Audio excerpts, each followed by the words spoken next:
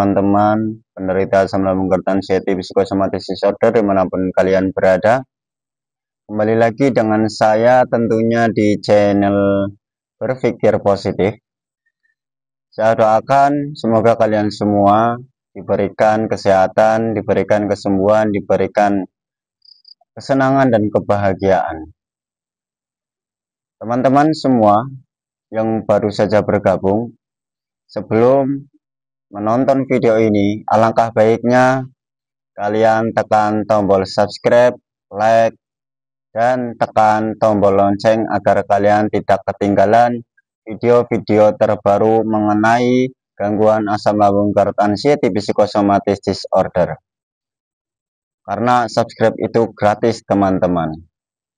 Agar saya semakin semangat, agar saya semakin senang dengan adanya kalian mendukung channel ini teman-teman.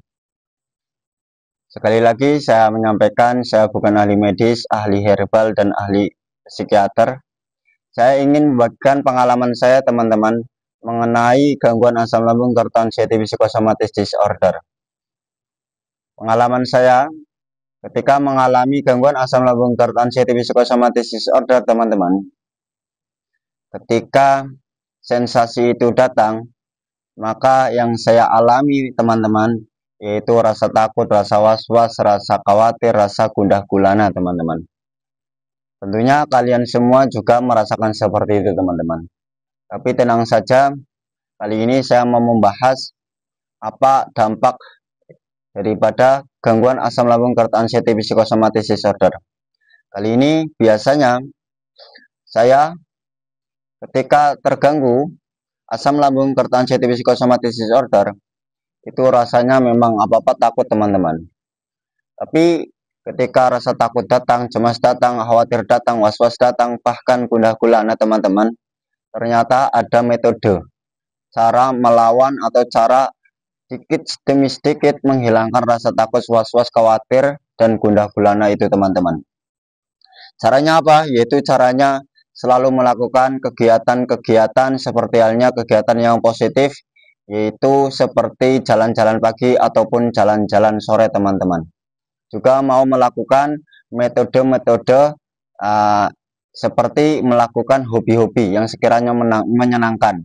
Karena bagi penderita asam lambung hipertensi psikosomatis disorder teman-teman, pengalaman saya mau senang, mau bahagia, mau tenang pun susah teman-teman. Maka agar kita mendapatkan kebahagiaan itu, agar hormon dopamin kita kembali lagi bisa bahagia, bisa senang, bahkan bisa tenang, yaitu harus melakukan hobi-hobi yang sekiranya menyenangkan dan juga melakukan metode-metode jalan-jalan pagi ataupun jalan-jalan sore teman-teman. Dan jangan lupa harus menjaga 3P teman-teman, pola pikir, pola makan, dan pola hidup. Nah, pengalaman saya teman-teman, sedikit saya membagikan pengalaman saya ketika mengalami asam lambung hipertensi psikosomatis disorder teman-teman, yaitu biasanya kalau malam yaitu tidur. Ketika tidur, mau tidur pun susah teman-teman. Nah, dikala sudah tidur, dilalah terbangun, terkejut teman-teman, kaget. Nah, kalau nggak terkejut, biasanya teman-teman kadang mimpinya itu nggak apik atau nggak bagus teman-teman, kadang mimpi buruk. Itu ternyata disebabkan karena pola pikir kita yang terlalu over teman-teman. Pikiran kita yang terlalu berlebihan, sebelum kita tidur itu pikiran kita masih mambrah-mambrah atau masih kemana-mana. Akhirnya ketika tidur itu juga mempengaruhi dalam tidurnya. Kadang ada yang terkejut, pengalaman saya pernah terkejut teman-teman, baru 1 jam kaget, terbangun, tidur lagi, kaget lagi, terbangun lagi. Juga dikala nggak terkejut, kadang mimpi buruk sehingga terbawa pikiran, terus bangun kepikiran, terus apa yang dimimpikan tadi teman-teman. Itu pengalaman saya. Lah, bagaimana agar kita tidurnya itu mudah? Yaitu dengan cara kita merelakan dulu terlebih dahulu. Kita merelakan badan kita, pola pikir kita, dan semuanya. Kita relaxkan, kita freshkan, kita netralkan. Dengan cara apa? Ya dengan cara kita tidak melihat HP teman-teman. Sebelum tidur, alangkah baiknya itu hindari HP teman-teman. Agar kita itu tidak kemana-mana pikirannya. Juga Kita menetralkan pikiran kita dengan cara apa? Dengan mendengarkan musik relaksasi, kalau enggak mendengarkan afirmasi, kalau tidak ya berzikir teman-teman. Ya terserah kalian dikir apa. Kalau saya, pengalaman saya itu astagfirullahaladzim, astagfirullahaladzim, astagfirullahaladzim teman-teman, sebanyak-banyaknya.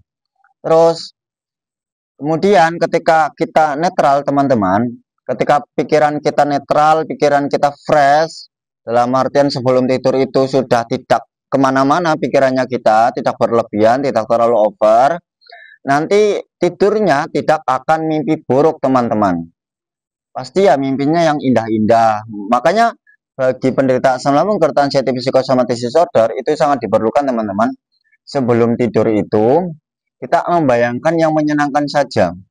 Membayangkan besok mau melakukan aktivitas-aktivitas yang menyenangkan. Seperti jalan-jalan pagi, melihat pemandangan-pemandangan indah teman-teman. Yaitu sambil menikmati di pagi hari teman-teman. Itu pengalaman saya agar tidak terjadi mimpi buruk teman-teman.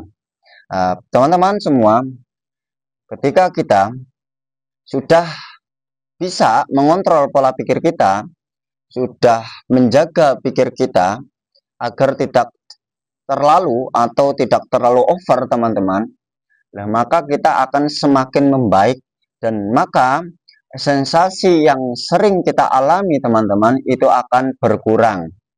Yang awalnya satu hari itu 3 kali, pengalaman saya teman-teman.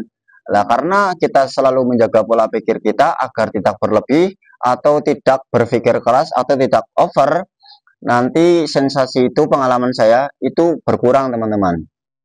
Akhirnya satu hari sensasinya terjadi hanya 1 kali. Terus meningkat lagi teman-teman. Alhamdulillah itu ada peningkatan 10%. Dan kemudian dengan berjalannya waktu, yang awalnya 2 hari terjadi sensasi 1 kali, ada peningkatan 5 hari 1 kali, sampai seminggu 1 kali, bahkan 2 minggu 1 kali, 1 bulan 1 kali teman-teman.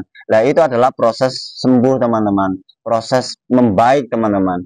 Nah itulah, maka perlu kita sadari teman-teman, bahwa sensasi apapun sensasinya bagi penderita asam lambung gerd anxiety psychosomatic disorder itu tidak membahayakan, itu tidak berbahaya teman-teman. Pikiran kita yang terlalu over, pikiran kita yang terlalu berlebihan teman-teman. Memang bagi penderita anxiety teman-teman, hal apapun, orang batuk saja itu pikirannya jangan-jangan paru-paru, padahal itu nggak ada kaitannya. Padahal manusia, semua manusia, baik sehat ataupun yang terganggu anxiety, itu juga ya terkena demam teman-teman. Ya batuk pilek. Cuma perbedaannya kalau orang yang mengalami anxiety disorder, itu batuk sama pilek itu pikirannya kemana-mana. Itu pengalaman saya seperti itu teman-teman. Nah terus sensasinya yang dialami oleh penderita asam lambung gerd anxiety psychosomatic disorder teman-teman, itu juga saya mengalami teman-teman. Bagian dada, bagian kiri, bagian kanan itu kadang jelekat-jelekit, kadang berdenyut, kadang kayak jelekat dada itu susah nafas, kemudian tembus sampai punggung, keringat dingin, lesan, piar-piaran dan sebagainya, keliengan, terus lemas, hawanya tuh cepat lelah, cepat capek begitu. Ya memang itu bagi penderita asam lambung gerd anxiety psychosomatic disorder. Tapi tenang teman-teman, itu sudah saya sampaikan di video sebelumnya teman-teman, bahwa anxiety tidak berbahaya.